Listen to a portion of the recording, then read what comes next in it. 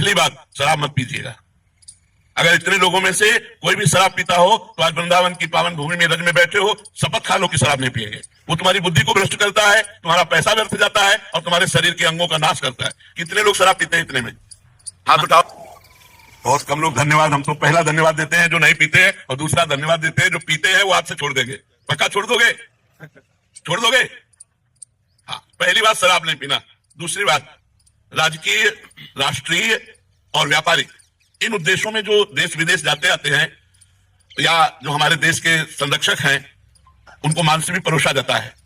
कोशिश कीजिए, हम ना की कसम नहीं खा रहे, कोशिश कीजिए कि आपका आहार मांस शून्य हो।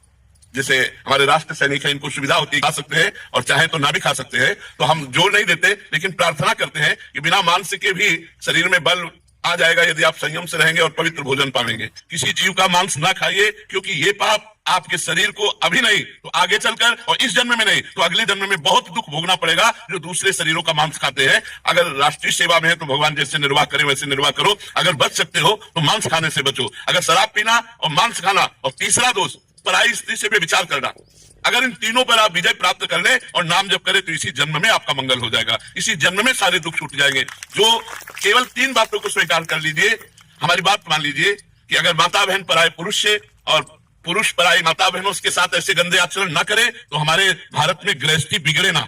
आज हमारे भारत की गृहस्थी बिगड़ रही, गृहस्थ धर्म बिगड़ रहा है। ये हमारे भारतीय धर्म में नहीं।